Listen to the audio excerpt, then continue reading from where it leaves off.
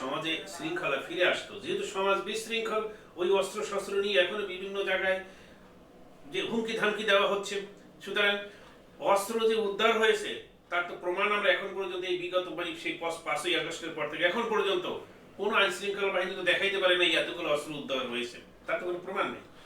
এই যে অস্ত্র উদ্ধার হলো না, এটা এই যে আমরা এখন বলছি, এই যে আমি কথাটা বলেছি, দেখেন এতদিন কিন্তু এই কথাটা মানে ঘাপটি মেরেছিল।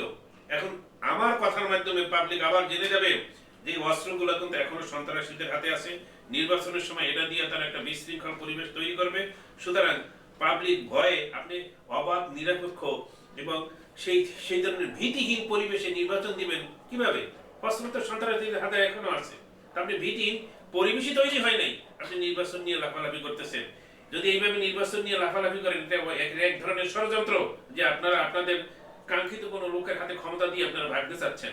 যদি এই ধরনের ঘটনা যদি ডক্টর ইউনূস করে থাকেন যে উনি তাড়াতাড়ি ছেড়ে দেওয়া কান্দেবাসী, এই ধরনের মন মানসিকতা নিয়ে তাড়াতাড়ি একজনের ভবিষ্যতে একটা নির্বাচন দিয়ে ক্ষমতা দিয়ে আমি তাড়াতাড়ি ভাগি, ডক্টর ইউনূস উনি যতটা এই নোবেল পুরস্কার পেয়ে বা অন্য কিছু করে যে সুনাম অর্জন করেছেন, ওনাকে কিয়ামত পর্যন্ত এই দেশের মানুষ ওনাকে ব্লেম দিবে উনি যদি এই ভোগীযোগী পরিবেশে নির্বাচন দিয়ে কোনোভাবে ভাগতে চান।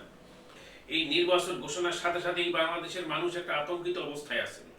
বিভিন্ন জায়গায় খুন খারাপি হচ্ছে, বিশেষ করে জুলাই আন্দোলনের সাথে যারা যুক্ত তাদের উপর হামলাটা বেশি হচ্ছে।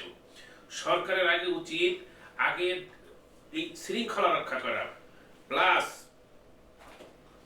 যে রাজনৈতিক দলগুলো আছে ওনাদের স্বার্থের কথা বলবেন, কিন্তু দেশের জনগণের স্বার্থের কথা কিন্তু ওনারা বলছেন না।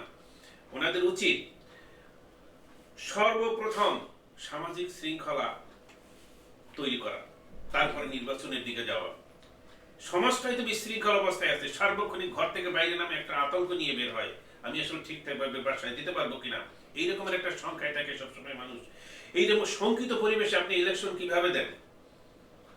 প্রয়োজনে সকল দল মিলে, বিএনপি, জামাত, আরো যারা যারা আছে সমস্ত এই জুলাই আন্দোলনের সাথে যারাই জড়িত সকল সংগঠন মিলে আপনি সর্বদলীয় জাতীয় সমন্বয় পরিষদ গঠন করেন, সেই গঠন করার পরামর্শ দেন।